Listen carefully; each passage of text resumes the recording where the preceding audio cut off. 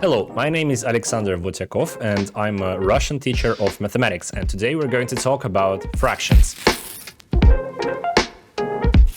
So what is a fraction?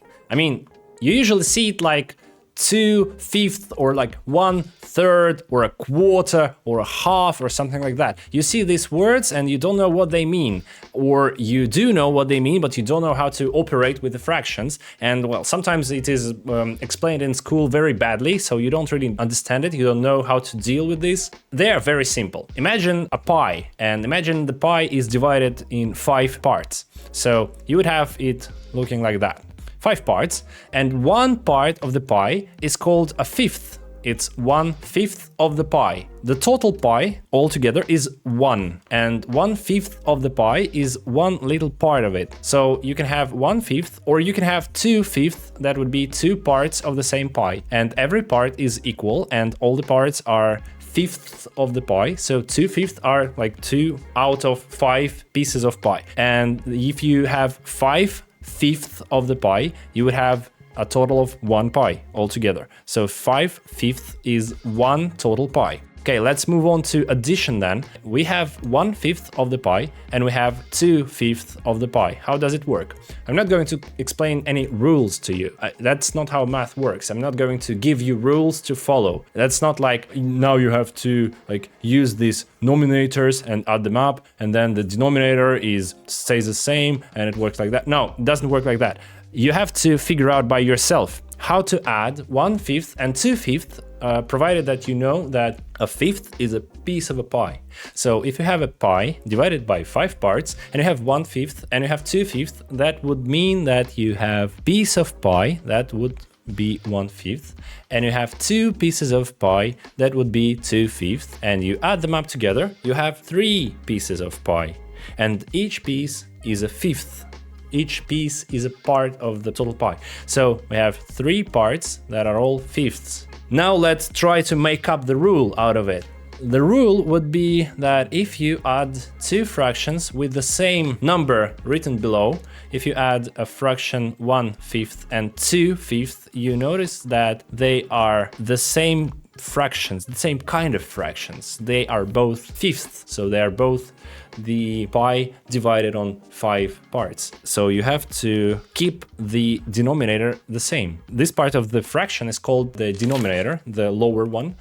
This number means the number of pieces that you divide your pie on. And the top number is called the denominator, and it means how many pieces you take and use. So if you take and use 1 piece and then you take and use 2 more pieces, you have 1 plus 2, 3 pieces together. This is 3/5 of the pie. The general rule would look like that. You would take A and B as a fraction with the numerator A and denominator B. Then you would take C and B as the other fraction with the denominator C and denominator B. And if you try to add them up together, keep the denominator and you add up the nominators. So this is the rule, but you should not memorize it. You should not think about this rule as something that you have to follow or something like that. You just have to use your head every time you add 2 fractions together. You have to understand what this means in terms of pies and pieces and parts and so on. So let's move on to subtraction.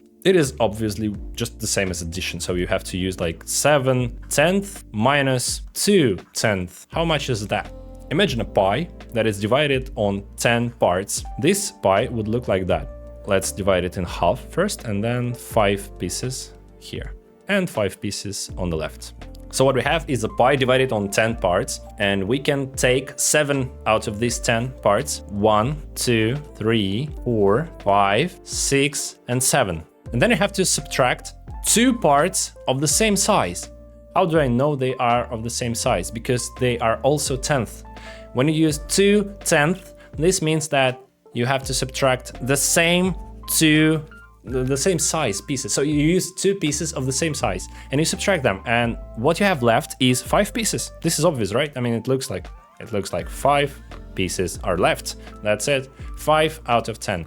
You can also say that 5 pieces is half of the pie, because when you have your pie divided by 10 pieces and you take 5 out of these 10 pieces, This is a half of the pi. You could say that it is 1 second, meaning 1/2. It is 1 pi divided in 2 halves, and you have taken 1/2 out of 2. This is 1 out of 2. This is the fraction that means half. If you are familiar with decimals, you would write this as 0.5. This is a half of, like half a liter, half a gallon of milk, for example, or half a mile. It's like a 0.5, 0.5, 1 second, 5/10. These are all fractions. They all mean parts of the whole. So we know about addition, we know about subtraction. Let's move on to multiplication, for example. When you are trying to multiply a fraction by an integer number, let's try this. Let's say we have 2/10 and we want to multiply it by 3. You know, multiplying by integers is pretty simple because it works like an addition. So you can just say it's 2/10 plus 2/10 plus 2/10 again. And what you are going to get is just 3 of the same number. 2/10, 2/10, and 2/10. You have 3 of them, so you just multiplied it by 3. So you're going to have 6/10, and this is obvious also. It looks understandable. Let's move on then to understanding how can we do this without turning this multiplication into addition. I mean, when we add them up, we have 3 times 2 plus 2 plus 2 in our numerator. So actually, in fact, we are multiplying 2 by 3, and then we are drawing it like a fraction, like we have this fraction line. We have this 2 times 3 at the top of the line. So we have numerator comprising of 2 times 3. So to multiply a fraction by a number, we have to multiply the numerator of this fraction by a number and then keep the denominator the same. As opposed to what most children would do, I've seen it a lot of times in my practice. They would just multiply the numerator and multiply the denominator. That's totally wrong. Don't do that. That's not how it works. No, that's not how math works. So let's go ahead and understand how to add 2 fractions that have different denominator. That should have been your first question after I explained addition. For example, let's say I'm trying to add 1/3 and 1/5. How much am I gonna get? How can I even add 2 fractions with different denominators if they represent different size of the pieces? I mean, if it's 1/3 plus 1/3, this would be 2/3. That's obvious, right? 1/5 and another 5th, that would be 2/5. But like, can I say that it is 1 plus 1 divided by 3 plus 5? No, it doesn't work like that. You should not memorize the rules. The rules are going to lead you into like some mistakes. They're going to lead you off because the memory you are using is not consistent. Your head doesn't really work too well. Well, no one's does, mine also. And when you are trying to remember too much, you are going to eventually fail because math is not about memory. Math is not about remembering things. Math is mostly about understanding. When you can understand something, when you can repeat it after me, when you can do it on your own, that's math. And you don't really need to memorize some complex formulas or whatever. There are not too many formulas in math, and the rules of addition and subtraction and the rules of dealing with fractions, they are not to be memorized. They are to be understood. They are to be proven. They are to be like, you have to invite them somewhere deep in your heart, like by drawing things, by taking a look at that. How does addition work? Like, why 2 plus 2 equals 4? How do I know that? I have not memorized 2 plus 2. I just understand that if I take like 2 pencils, I'm going to be a cliche teacher because I have pencils here, like to represent things, right? Okay, so if you take 2 pencils and then you take 2 more pencils, this is totally random, I did not plan this, you're going to have 4 pencils, that's it. That's how addition works. And you have to do it so that it's visually obvious. If you don't see things, if you don't understand things in a matter of visual things, if you cannot imagine it, if you cannot somehow, I don't know, grapple the concept, if you cannot play with it in some way, then you're not going to understand it at all. So how does this work? When you try it like this, when you try to add the numerators and denominators and then like do the trick, what you're doing is because you're not grappling with the concept, you're grappling with the numbers. This is akin to numerology. This does not work. You should not do this in math. Never, ever. You should not just take the numbers from the task and then do something with them, like whatever. A lot of children do this. They see the task and they see two numbers in the task and they just proceed to like make up the answer out of these two numbers in some way. They do not even read the task. They do not understand the task. They do not try to imagine it. They're just seeing like numbers 16 and 4. And they say, okay, the answer is 20 or maybe 12. I don't know. I don't really know because I don't understand the task. I just see two numbers. So I have to either add them up or like subtract them or whatever. So when you see two fractions, you should not proceed to adding them up in some weird, strange way that you've imagined for yourself. You have to understand what this actually means in terms of the real world. 1/3 would mean that you have a pie divided in 3 parts and you have a third of it. That's it. There we go. This is a third. And what is 1/5? 1/5 is a pie divided by 5 parts. So it looks something along the lines of this. And this, they should be equal. So this is a fifth. I still do not really understand how to add them up. They are of a different size. Maybe 1/3 is somewhere around 2/5, but not really. It would be 2/5, then there would be like 1, 2, 3, 4, 5, 6 parts in total. So no, 1/3 is not 2/5. How do we proceed then? Maybe we already know how to add fractions with the same denominator. Can we somehow do it with different denominators? Like, can we maybe move these fractions somehow or like change them somehow so that we would get the same denominator? That would be awesome. Let's move back a little.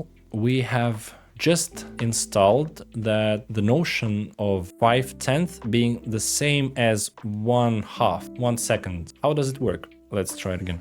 Let's divide the pie into 6 parts, for example. And let's take 2 out of these 6 parts. Well, let's take 3.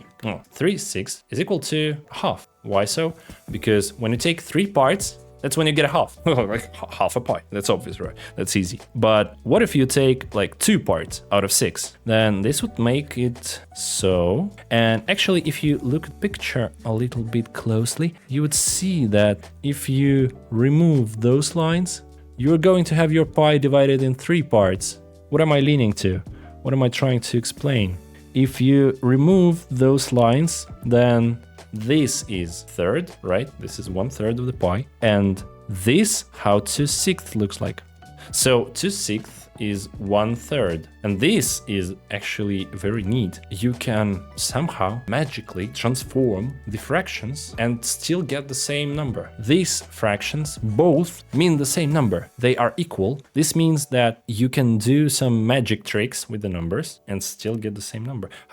Why is it the same number? Why does it work like that? Because if you take your first pie, let's say it's thirds, and let's say you want to transform 1/3 into something sixth. Can you do that? Like, for example, you had 3 guys at a party, like you, your mother, and your father. And everyone was supposed to eat 1/3 of the pie. And then suddenly 3 more people came in. This means that now you have to divide your pie between 6 people. But the problem was that you had cream on your part of the pie. There was cream, so some cream on your part. This is a cream, and it was very nice, and you wanted to eat it all by yourself. Your part of the pie was all creamed. You have already creamed it with like whipped cream. You used it on your part of the pie. And then your mom and your dad, they don't really like whipped cream, so they are not going to eat this part. And this part is all for yourself. And then 3 more people came in. You know that 1/3 of the pie is creamed. When 3 more people came in, you now have to divide your pie between 6 people. So every piece of the pie that exists now is going to have to be divided in 2. So you are going to get not 3 pieces, but 6. 3 times 2. And the creamed part is also divided by 2. So what you are getting after this operation is 1 times 2. You are getting, let's write it down like this. 1 times 2, you are getting 2 creamed pieces out of 6 pieces total. So when you have 6 pieces, and 2 of them are creamed, that's the same as 1/3. What I'm trying to say is take a look at precisely how I got 2/6 out of 1/3. I multiplied numerator and denominator by 2. You can do that, apparently. You can multiply numerator and denominator by the same number, and this equal to dividing every piece of the pie that exists now by the same number. Then what you're getting is small pieces, and these small pieces, they can be more comfortable to work with. For example, when I am working with a 1/3 and a 1/5, I can actually bring them both to the same denominator. For example, what if I'm trying to modify my fraction 1/5 into 15th? Can I do that? Yeah, of course, I'm multiplying it by 3, right? So I have to multiply the denominator by 3 too. So I'm gonna get 3/15. Let's take a look how it looks in drawing. We have the pie, and this pie is divided by 5 parts, and this part is creamed. I'm gonna use white for cream. And when I divide this part into 3 little parts, and I divide every part into 3 little parts, how many parts am I gonna get? How many pieces of the pie am I gonna get in total? I've had 5 parts, and now I have 3 for each part I had before. 3, 3, 3, 3 again, 3 more. So I'm having like 5 times 3. So I'm having 15 parts now. That was the whole reason to divide the pie even further. The pieces are too big. Can I divide them by 3? Yeah, of course I can, like this and like this. So I'm having 1, 2, 3. For each piece I've had, now I have 3 parts. For each big piece I've had, now I have 3 small pieces. But the creamed part still the same. The creamed part is white, so it was 1 big piece, and now it is 3 small pieces. That's how I transformed this fraction into this fraction. They still mean the same number. They mean the same part of the pie, white part, the creamed one. But now they look different. 1/5 and 3/15 are the same fraction, but they look different. They're like a person in a different outfit, in different dress. They look differently, but they're the same. We can do the same thing with a 1/3. Let's do it. 1/5 is 3/15. We know it already, but let's move on to a 1/3. 1/3 is also 15th, but the number on the top is for you to figure out. Try and do this. 1/3 is how much 15th? What is the denominator of the fraction that we're gonna get after transforming the number 1/3? What we're doing here is multiplying the denominator by 5. So we have to multiply the denominator by 5 too. How does it work again? You use this 1/3, and to get 15th, you have to divide every piece by 5 little pieces. 1, 2, 3, 4, 5. 1, 2, 3, 4, 5. And this one is also divided by 5 pieces. 1, 2, 3, 4, 5. So we have 15 pieced pie, and out of these 15 pieces, we have 5 creamed pieces. These pieces are still creamed. There was one big green piece. Green piece, yeah. No, that's not what I mean. So one big green piece of pie, and then we transform this pie into a collection of small little pieces. And now we have 5 little pieces out of 15. So what we're having here is 5 out of 15. These are the same number. They mean the same thing. They just look differently. Why it matters so much? Because we're going to use it now. I mean, 1/3 is 5/15. 1/5 is 3/15. So we were trying to add 2 fractions that had different denominators, and now we're trying to add 2 fractions with the same denominator. Just take a look at that. We are trying to add fractions with the same denominator, and we can already do that. That's like 8/15. That's great. So now you know a little about fractions. You can solve the homework after this lesson. The homework is in the PDF file that is available on the link that is in the description. It has 5 tasks for you to solve, and you can just go ahead and do it. Download the PDF and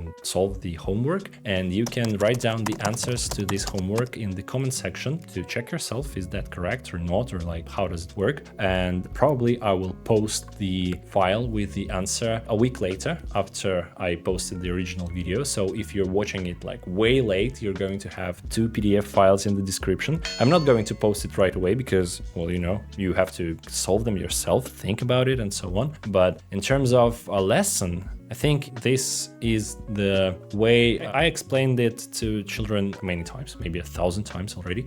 Like this, the same thing. I've had a lot of students in Russia, like fifth graders, sixth graders, and so on. And a lot of them were struggling with the concept of fractions. They were just memorizing the rules, and then they were not really using it in terms of like pies and parts and like fractions and so on. And then later on, when you move on to percentages, when you have like 20% out of total, and then you're trying to count the money, you're trying to count like how much money you're gonna earn if you put $1 million into deposit and so on, or like when you're trying to calculate mortgage payments, this doesn't work because you don't understand percentages, because percentages are in fact fractions. 1% is 1/100th of a number.